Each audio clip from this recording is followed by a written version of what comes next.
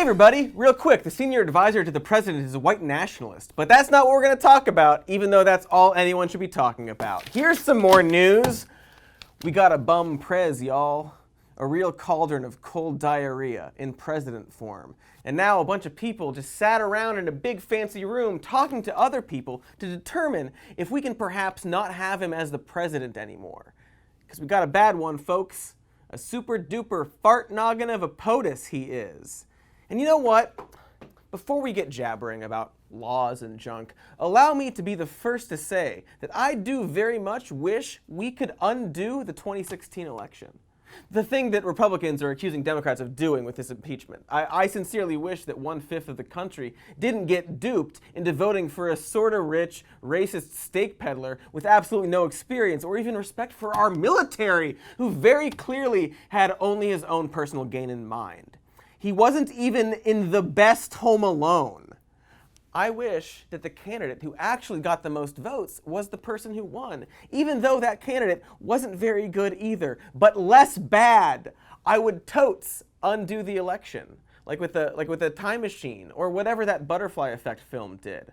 If only to maybe prevent a bunch of kids getting separated from their parents and thrown in cages and then lost, and the number lost keeps getting revealed to be higher, or the senior advisor to the president to become not a white nationalist. I think it's in the best interest of this country to not have the president we have, despite whether or not he did something illegal. Luckily, it sure seems like he has done many illegal things and should be impeached for those things.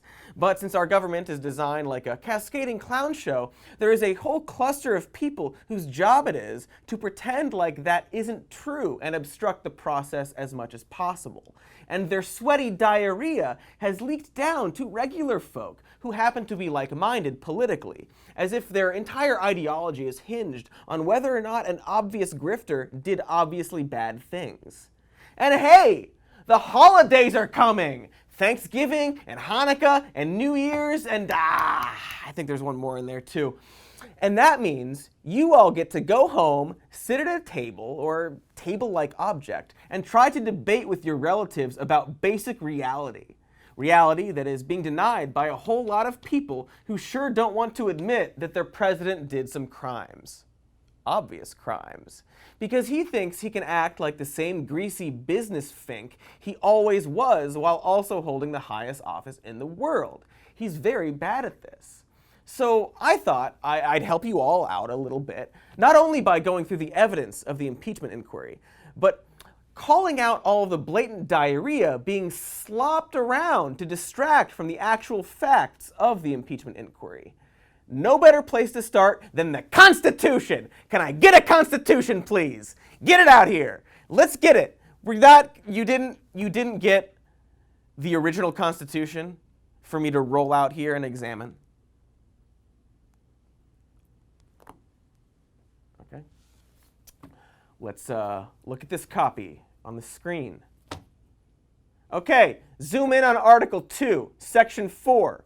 Right there, where some honky scribbled that the President, Vice President, and all civil officers of the United States shall be removed from office on impeachment for and conviction of treason, bribery, or other high crimes and misdemeanors. That's going to be our standard for impeachment. Now, you might be wondering, hey there, sex buns! Just what exactly is high crimes and misdemeanors? Some kind of fancy movie made by a pervert? To which I would say, yes. But also, totally not relevant for what we need to talk about. Because the word I'd actually like to focus on, written right there in the Constitution, I so desperately want to own, is bribery. And just because people are going to act like obtuse idiots, here is a legal definition of that word, which specifically says demonstrating a quid pro quo relationship in which the recipient directly alters behavior in exchange for the gift. Quid pro quo being Latin for the phrase something for something. I give you a thing you want, and in exchange, you give me a thing I want. In legal code Dumb S201, it is described as when a public official or person selected to be a public official directly or indirectly corruptly demands, seeks, receives, accepts, or agrees to receive or accept anything of value personally or for any other person or entity in return for being influenced in the performance of any official act. And just because people are going to continue to act like obtuse idiots, that's why we're talking about a personal quid pro quo. Because the president absolutely can, on an official level, withhold aid in exchange for a country doing a thing, like when Jimmy Carter withheld aid from Chile, El Salvador, Nicaragua, and Uganda for human rights abuses. What they can't do is use the office to bribe other countries for their personal gain. That's what we're very clearly talking about.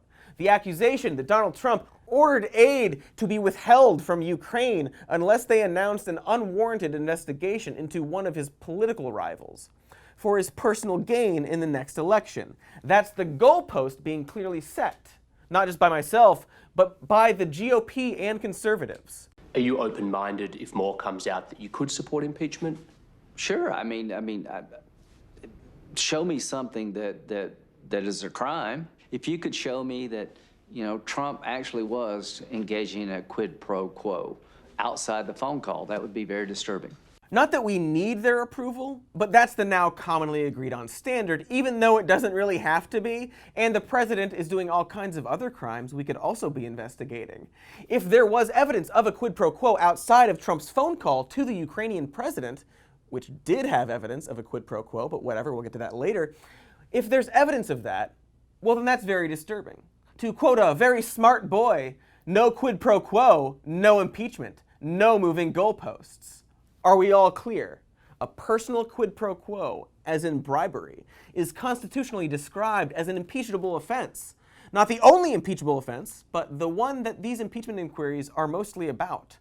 Also, just to get out of the way, all that Biden, Burisma, Ukraine stuff, what the president claims to have been looking for, was investigated a bunch, and they found no evidence of corruption specific to the vice president and his son. The pervasive and long-standing problem of corruption in Ukraine included exposure to a situation involving the energy company Burisma. The primary concern of the U.S. government since 2014 was Burisma's owner, Mykola Zlochevsky, whose frozen assets abroad we had attempted to recover on Ukraine's behalf. In early 2015, I raised questions with the Deputy Prosecutor General about why the investigation of Mr. Zlochevsky had been terminated, based on our belief that prosecutors had accepted bribes to close the case. Later, I became aware that Hunter Biden was on the board of Burisma.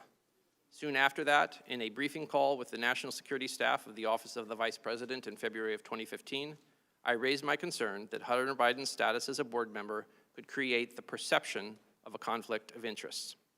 Let me be clear, however, I did not witness any effort by any U.S. official to shield Burisma from scrutiny. In fact, I and other U.S. officials consistently advocated reinstituting a scuttled investigation of Zlochevsky, Burisma's founder, as well as holding the corrupt prosecutors who closed the case to account. Now, don't get this news dude wrong, all right? Burisma is corrupt as shit.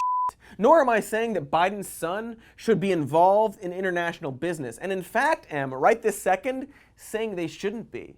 This goes for all politicians. No sons! Nor should their sons-in-law or daughters be doing that sort of stuff. It's a bad thing, all around. And perhaps the president should look into all the other instances of sons or daughters or sons-in-law, having business dealings overseas. Maybe he should do that. If he's so concerned about this kind of corruption as he claims. But this isn't about those things, but rather whether or not Trump had a good reason to specifically go after Biden, used proper channels to do that, and if he used federal aid to bribe a country into specifically going after his political rival. So let's get to those inquiries, except hold the f*** up! Let's not! Because the GOP has also questioned the legitimacy of the inquiries themselves for reasons that I'm sure are very serious reasons that we now have to address. There was the demand for a House vote, something that wasn't necessary to begin the inquiry, but whatever, they did one anyway, so let's move on. Then Trump claimed that the inquiry was constitutionally invalid because they denied him the ability to cross-examine witnesses or call witnesses. But that's not true, as neither the Constitution nor House rules require that, and in the past, presidential rebuttals came at the end of the process. He does, however, get the right to cross-examine and rebut witnesses once this gets to the Senate. This is probably stuff that the president and his toadies should know, right? Like law stuff. It would be weird if we elected a president who didn't know these kinds of things. And then we get to Matt Gaetz, guy with a face and U.S. representative for Florida. Now, I'm not going to give Gaetz that much attention because it's clearly what he wants. But I simply must talk about the time when he and a group of House Republicans valiantly stormed into the impeachment inquiry, quite stupidly, and while breaching security to protest the idea that they weren't allowed in the room, that it was a shadowy and secret process designed to keep Republicans away, which is weird because of that group of sit-in Republicans claiming they weren't allowed in the inquiry. 13 of them were allowed in the inquiry. The Foreign Affairs Committee holding the inquiry has 103 members that are split evenly between Republicans and Democrats, something the House Republicans absolutely should know, which means that 13 of them chose not to attend the inquiry in order to pretend like they weren't invited to the inquiry, which they were absolutely invited to. In other words, they just lied. They lied to your face to pretend like the impeachment inquiry was corrupt in order to later discredit the results. Also, one of the people that was there was Steve King. Speaking of white nationalism for earlier, he was there. I thought the GOP was like, no, he's a white nationalist. We don't want anything to do with him, but he was there anyway. I don't know, that's kind of weird. Anyway, Trump not only had knowledge of the sit-in, but supported it before it happened. And it's a little pathetic and obvious, and something a guilty person would do, and maybe illegal. And Gaetz is being used like some kind of instrument to carry out the president's wishes, like a tool. Sure is weird how, even though they are claiming the president is totally innocent, the GOP is putting all kinds of intimidation and obstruction tactics on the inquiry, demanding the media reveal the whistleblower's name, and trying to force him or her to appear in public and not just give written answers, even though Trump 100% will only give written answers, and then threatening to give up dirt on witnesses. Strange how the totally not guilty president is doing everything he can to scare away the people testifying about him. But despite all of this, the impeachment inquiry has continued because it's a completely legal and historically normal process, with witnesses who are extremely credible, mainly concerned about Ukraine, and very serious, even though some of them wear bow ties that look like a wacky scrotum. That's George Kent, a Harvard grad who can speak Ukrainian, Russian, and Thai, and also joined the State Department in 1992. He's considered an expert on the corruption in Ukraine. He was a senior anti-corruption coordinator in the State Department's European Bureau, and even has the bow tie in his official State Department biography. Another person giving testimony is Ambassador Bill Taylor, a career diplomat who has served both Republican and Democratic administrations. He graduated from West Point, served in the infantry for 6 years, and fought in the Vietnam War. He was nominated to be Ukraine's ambassador by George W. Bush in 2006. Before getting hired as deputy assistant to the president and senior director for Europe and Russia, Fiona Hill was an intelligence officer for both George W. Bush and Obama. These aren't liberal nut jobs. They aren't never-Trumpers, as Trump would call them. And in fact, one of the key witnesses is Ambassador Gordon Sondland, who is a longtime GOP donor who was appointed by Trump after he donated $1 million to Trump's inaugural committee. So it's kind of interesting that the moment he flipped during this inquiry, our president would say this. Let me just tell you, I hardly know the gentleman. So that's weird. Like something a bad crime president would say, you know? They are so credible that conservatives are having problems finding ways to make them uncredible. Like, this is probably the most damning headline Fox could come up with about Marie Yovanovitch, who served the U.S. Foreign Service in 1986 and has been an ambassador since the Bush administration. But the president said she's bad news. When Lieutenant Colonel Alexander S. Vindman came forward, the media was quick to point out that he is an extremely respected soldier and scholar who fled to Ukraine at age 3 and went to Harvard, became a decorated officer in the United States Army, and then an expert on Ukraine for the White House's National Security Council. He's like everything the GOP fantasizes about when they think of immigrants assimilating to America. Gee, I wonder what detail Fox News focused on. Here we have a U.S. national security official who is advising Ukraine while working inside the White House apparently against the president's interest, and usually they spoke in English. Isn't that kind of an interesting angle on this story?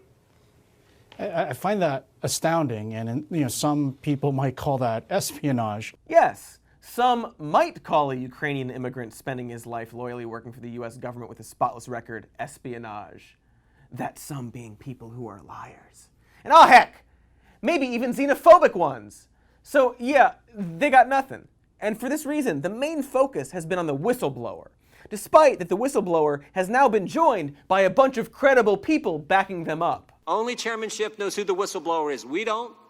We will never get the chance. We will never get the chance to see the whistleblower raise his right hand, swear to tell the truth and nothing but the truth. We'll never get that chance. More importantly, the American people won't get that chance. This anonymous so-called whistleblower with no firsthand knowledge, who's biased against the president, who worked with Joe Biden, who is the reason we're all sitting here today, will never get a chance to question that individual. Yeah! How dare that lefty, communist whistleblower with bias against the president that we know literally nothing about? How dare they? It doesn't matter how many other people you get to confirm the president's crimes because that one whistleblower and their bias that we assume they have. Hey, quick side note. So that clip, you might have noticed, has a Daily Caller logo on the top. And I wanted to use that specific video because it's a part of the Daily Caller's 15-minute long recap video that completely cuts out nearly all of the actual testimony and focuses only on the parts where the GOP kinda sounds good. Like the Daily Caller, a site that calls itself news, that Facebook calls news, has a recap of the impeachment inquiry that cuts out nearly all of the actual inquiry. The article that came with it is, no joke, 250 words long. That's their coverage by someone calling themselves a reporter. So great work, Daily Caller founder Tasker Coruscant. But can you blame them? Like, if you were a partisan propaganda organization pretending to be the news and had to cover a story that was largely damning for your side, you kind of just have to pretend it's not happening. And much more on that later. But for the moment, let's actually stop and look at what has been said by these witnesses. No more teasing, all right? Let's get fully fisted by the truth. And as implied by the fisting, well, it's going to be a lot to take in. No doubt more and more revelations will show up along in the future, but also like the fisting, well, a little goes a long way. And so we already have a pretty damning timeline so far. So let's do it! Fist away! On April 21st, Volodymyr Zelensky was elected president of Ukraine, and according to EU Ambassador Gordon Sondland's testimony, he and several others later met with President Trump to discuss Ukraine. This was on May 23rd and included Special Envoy to Ukraine Kurt Volker, Rick Perry, and Senator Ron Johnson. This is also backed up by Kurt Volker's testimony, all in the transcript. And I can't in good conscience mention Rick Perry without checking in on what the president thinks of Rick Perry. Rick Perry, watch him. He's a comer. During that meeting with the comer and other people, and according to both Sondland and Volker, Trump showed very little actual interest in Ukraine and instructed them to talk to Rudy Giuliani, a person who, and this is true, is not a government employee, nor an expert on Ukraine, nor a person with experience being an ambassador or a diplomat, but rather the president's personal lawyer who, during this same time, was taking trips to Ukraine specifically to investigate Hunter Biden for political reasons. To quote Giuliani at the time of his trip, "I'm asking them to do an investigation that they're doing already and that other people are telling them to stop, and I'm going to give them reasons why they shouldn't stop it because that information will be very, very helpful to my client." Give them reasons. And now, according to multiple witnesses, it turns out the president was referring U.S. ambassadors and envoys to Giuliani, a not-government official specifically tasked with going after his political rival to consult on Ukraine. The same Giuliani who hired Lev Parnas and Igor Fruman to go to Ukraine and find Ukrainians who were willing to make claims against the Bidens for his client, the president. Only for those two guys to get caught trying to leave the country after violating campaign finance laws connected to their time in, Ukraine. A place Giuliani told them to go to. Giuliani, the president's lawyer, who once said, "I don't do anything that involves my client without speaking to my client." None of this is hearsay. I'm just saying things that happened. Hey, look at this picture of the president standing next to those crime guys I just mentioned. So what were those crime guys up to anyway? Well, it turns out that they were making hundreds of thousands of dollars in illegal campaign donations, while disguising where the money was coming from, in order to specifically push the firing of Ambassador Marie L. Yovanovitch, a woman that the president has and still continues to smear on Twitter. So what did Yovanovitch do wrong?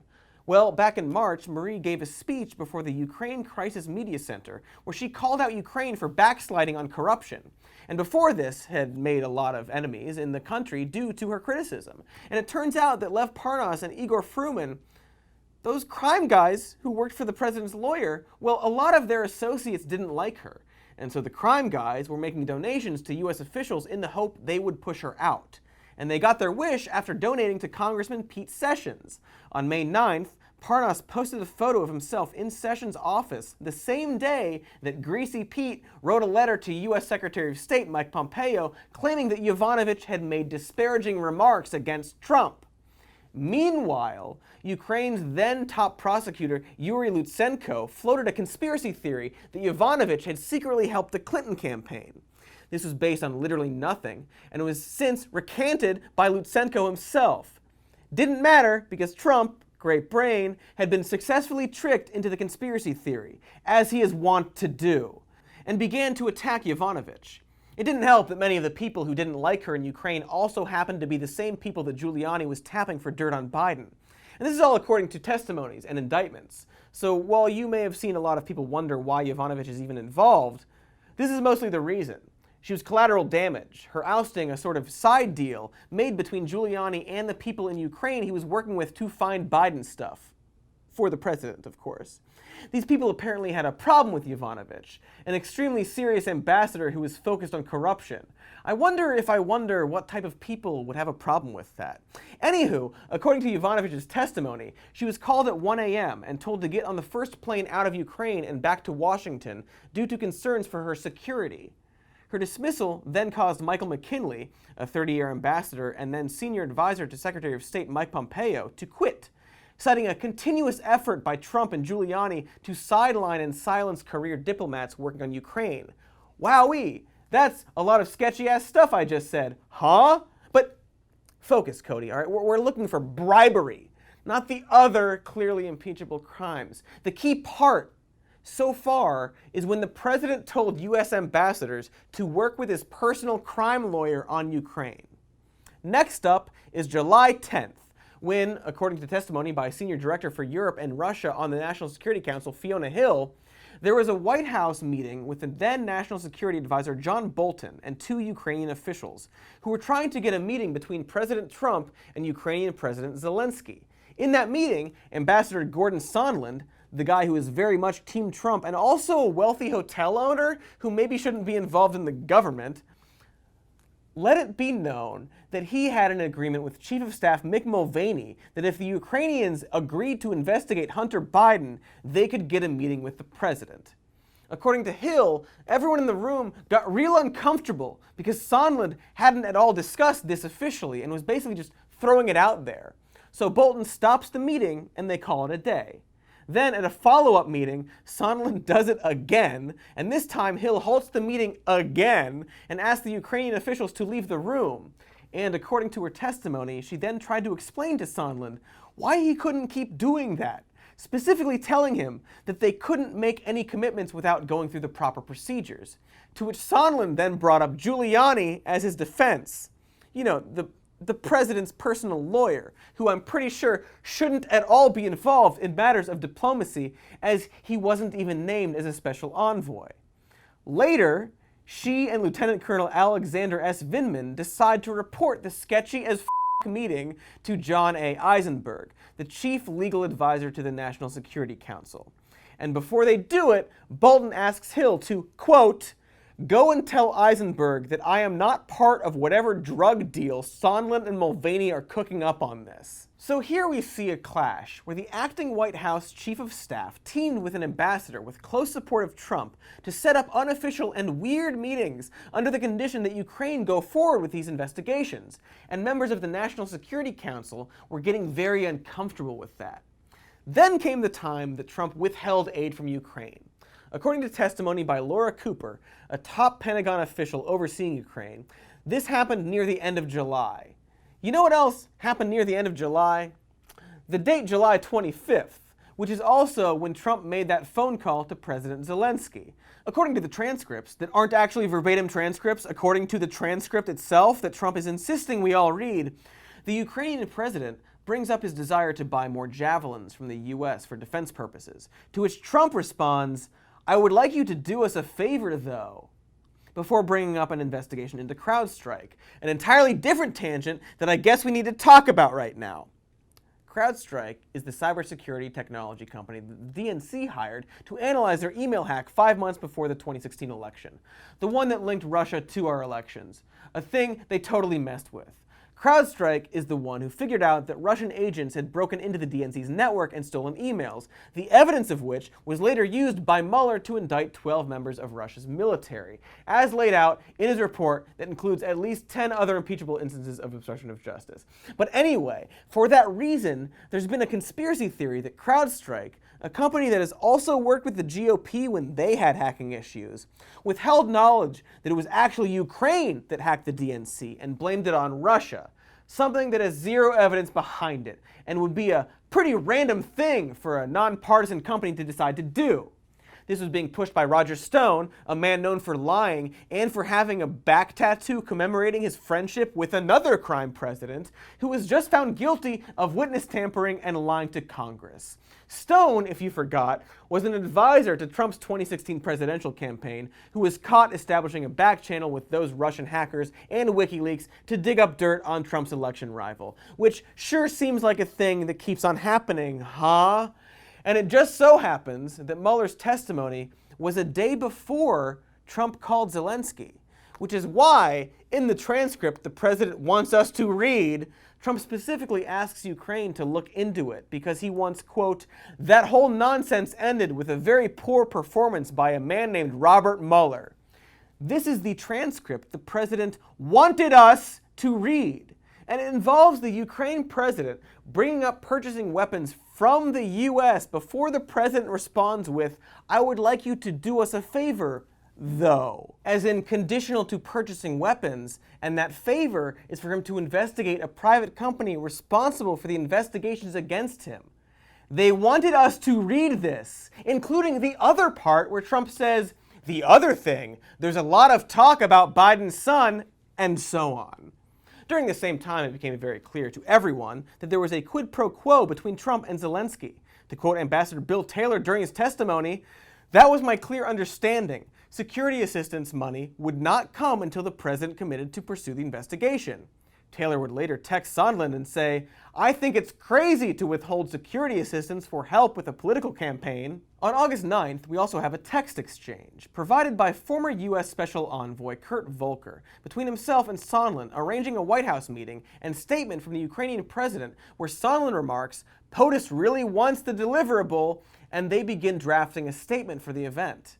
Then 3 days later, we got the first whistleblower complaint about the July 25th call, which begins to make its way through Congress and seemingly causes Trump's advisors to try to convince him to release the aid, which he still doesn't do. He is now withholding the aid despite people begging him to do it.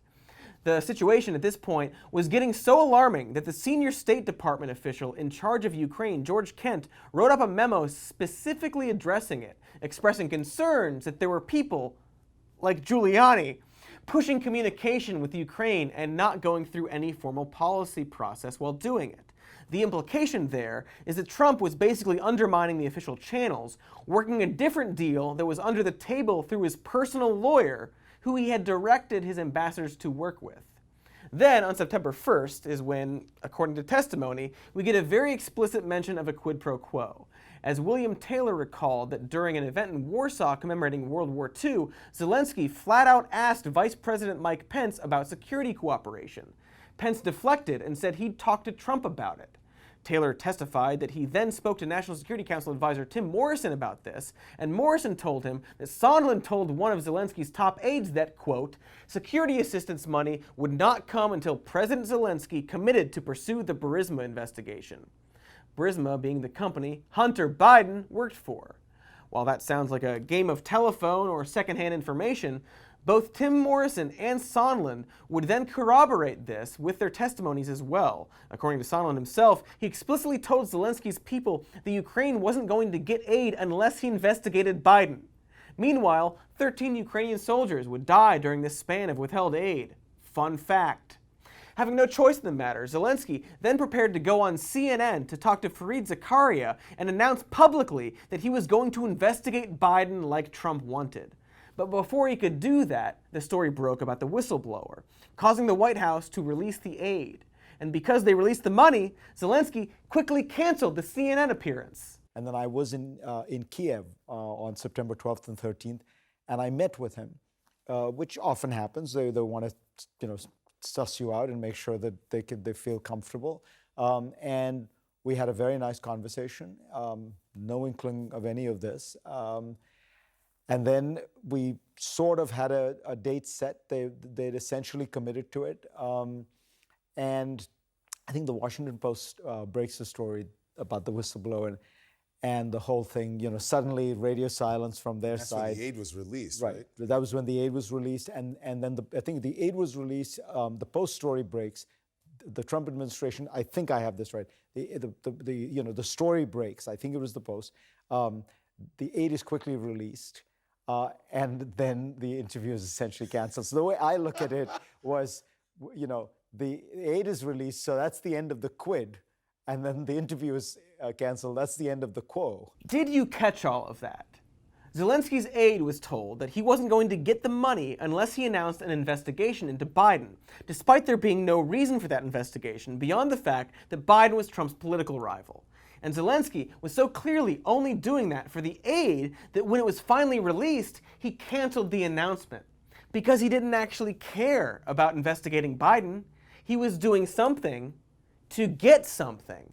And then once he got his something, canceled the something he was supposed to give in order to get the something. And everything I just told you is from these inquiries, corroborated by various advisors and ambassadors with varying loyalty to Trump and for some, many years of bipartisan service. None of this is from the mysterious whistleblower, and it all very clearly points to Trump trying to set up a bribe, which is definitely grounds for impeachment under the Constitution. There's no wiggle room there. The idea that Ukraine didn't know about the quid pro quo, not that it would legally matter, is not true. And everything I described here is just the thing that happened according to these very credible witnesses and backed up with text messages. Also, probably could have saved some time, but here's the fucking White House Chief of Staff, Mick Mulvaney, just saying there was a quid pro quo. Those were the driving factors. Did he also mention to me in the past the corruption related to the DNC server? Absolutely, no question about that. But that's it, and that's why we held up the money. Now, there was a report. So the demand for an investigation into the Democrats was part of the reason that he ordered to withhold funding to Ukraine. The look back to what happened in 2016 certainly was part of the thing that he was worried about in corruption with that nation. And that is absolutely appropriate. Withholding the funding. Yeah. Could have maybe led with that, Cody. But whatever. There it is. That quid pro quo that Lindsey Graham was talking about. Shall we now check in with him to hear his thoughts? No doubt it's some kind of grand revelation that he's been led astray by the president, right? Do you plan on reading these transcripts that were released? No. Oh, okay. So all those transcripts I just cited about how there was totally a quid pro quo, Lindsey isn't going to read them. To his credit, that's a pretty easy way to avoid taking responsibility, by just not doing his job. I honestly didn't realize that was an option, but I guess it is. Like, that's seriously how the GOP is handling this, by just ignoring it. Or in Trump's case, claiming he's not going to watch the hearing and then tweeting about that hearing he's not watching. It's just very transparent. Remember Ben Shapiro's no quid pro quo, no impeachment, no moving goalposts tweets before the hearing? Yeah, you remember that. The whole thing where he wasn't going to move any goalposts. Let's check in with that. The White House should stop saying there was no quid pro quo. There was a quid pro quo. The question is whether it was a corrupt quid pro quo, as I've been saying for weeks. Okay, Ben. So there was a quid pro quo, as you have been saying for weeks.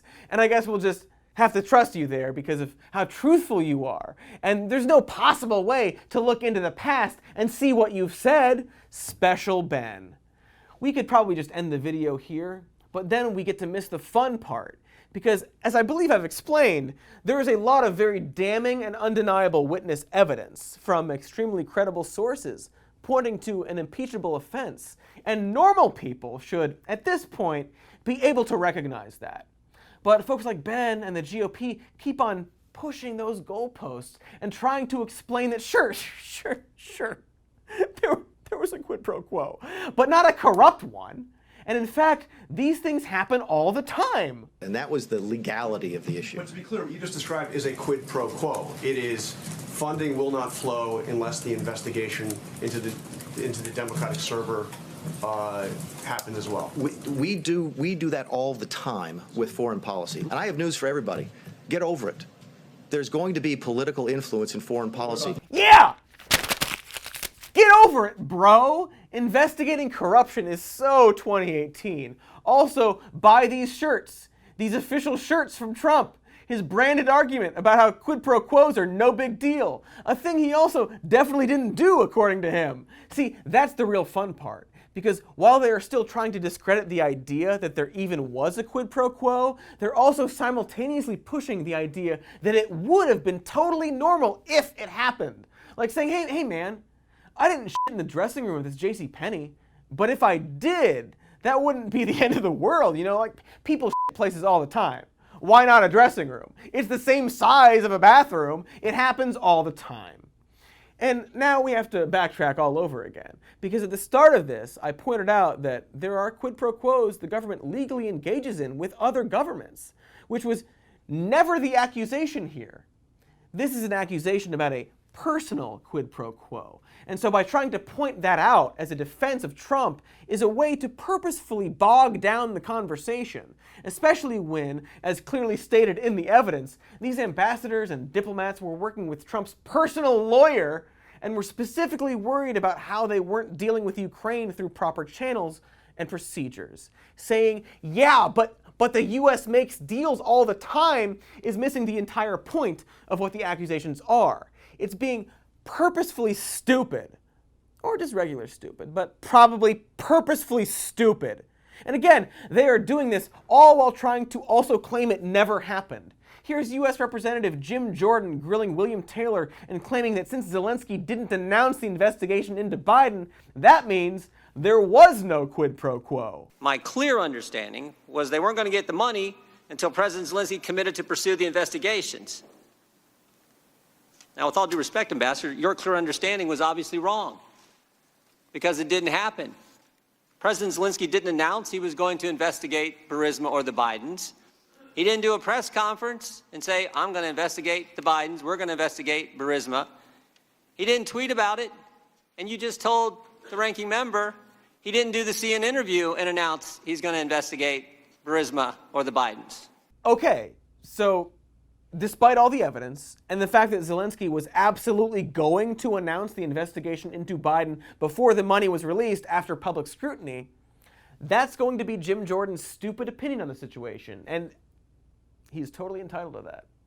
Now here he is speaking after the same goddamn hearing. Ukraine's one, as Ernst & Young said, one of the three most corrupt countries on the planet. President Trump and our administration, or his administration, was checking them out. And guess what? After Vice President Pence visited with Mr. Zelensky, after Senators Johnson and Murphy visited with President Zelensky, 6 days later the aid is released because they all became convinced this is a guy worth sending the hard-earned tax dollars of the American people to. Okay, so it was all a test of corruption. He was like an undercover cop buying drugs to bust the dealer. So here's a question then. If Zelensky didn't announce they were looking into Biden, like you, Jim Jordan, said didn't happen during the hearing, then how did they pass this corruption test you are now saying did happen? What did Zelensky do to convince Trump, famous anti-corruption president, that he was on the level? Because the only thing Zelensky was asked to investigate was Biden, which Zelensky didn't do because he got the aid. So did this never happen, or did it actually happen and was part of a corruption test? Which is it, Jord? Which lie do you want to tell? Because you can't tell both lies. You just can't, little buddy. Or I guess you can, because you did. So this is where we're at. There's a ton of damning evidence showing that the President of the United States instructed various ambassadors and officials to work with his personal lawyer to make a deal with another country exchanging aid for a personal favor. And because it's so clear, the GOP is going to spend the inquiry ranting and tap-dancing conspiracies and just flat-out lying and confusing the subject. They have no other option. Besides acting in the interest of the people and not themselves. And don't get me wrong here. Democrats, possibly the lesser of two evils, are also using this inquiry to preach and make big dumb speeches and use these very serious witnesses to grandstand. It's a lot of filling time sprinkled with extremely important information hidden in hours of insufferable bullshit. My colleagues, a couple of my colleagues referenced the conversation, the hot mic conversation between President Obama and President Medvedev. That was in 2012. There's a suggestion that he was saying he was going to go easy on Russia over the invasion of Ukraine, but that invasion took place 2 years after that conversation. You don't have any reason to believe that President Obama was referring to going easy on Russia for an invasion that hadn't happened yet, do you? Mr. Chairman, I have no knowledge of what was in... It was more or less a rhetorical question. Hey, maybe don't ask the very serious ambassador rhetorical questions to dunk on the Republicans, Shiffy. Dude isn't made of time. This is a test of the legislative branch as a whole, who is facing an executive branch that is very clearly corrupt. It's everything the Constitution talked about in terms of removing a president from office. Trump, who believes in very little, could have just as likely grifted his way into the Democratic Party. Like, it really shouldn't be about party lines, at least specifically when it comes to his crimes, which are very numerous and obvious. This really shouldn't be hard, and yet it is, because the system we designed here is broken. All of it, from the branches of our government to the terrible media coverage claiming that the inquiries are boring and dull and lacked pizzazz. No pizzazz? Did you not see the fucking bow tie?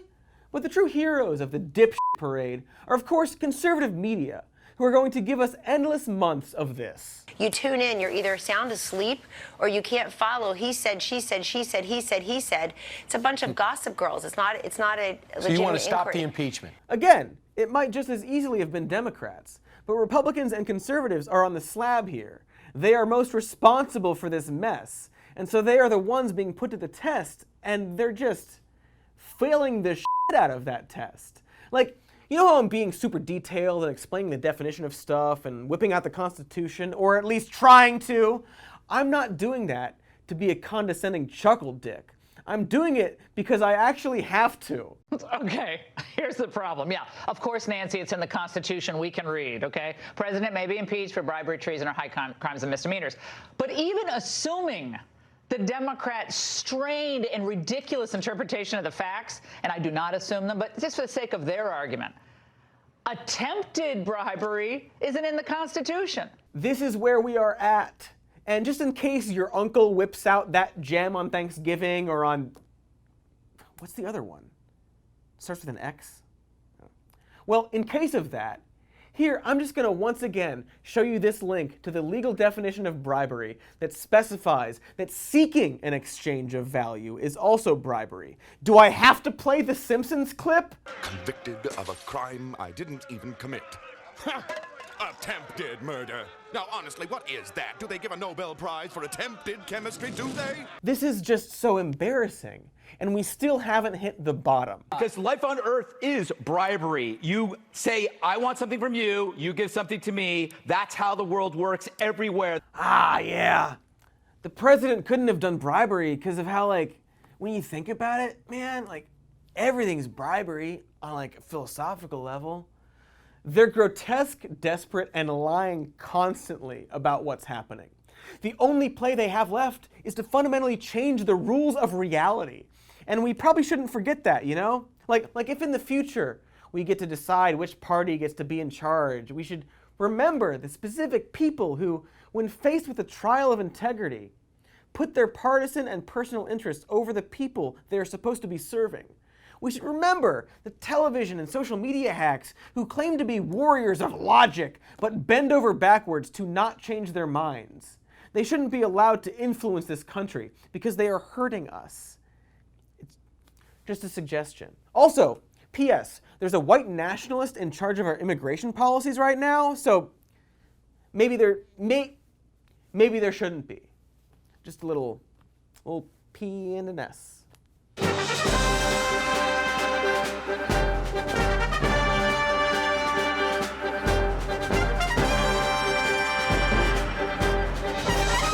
Something to consider, you know? Hey everybody, here's a generic thank you and ending. Leave comments and like and subscribe to the YouTube channel. Patreon.com/SomeMoreNews is where you can support us. Even More News is the name of the podcast. Some More News is the name of the show you just watched. YouTube is the website that you've seen it on. Like and subscribe. Yeah.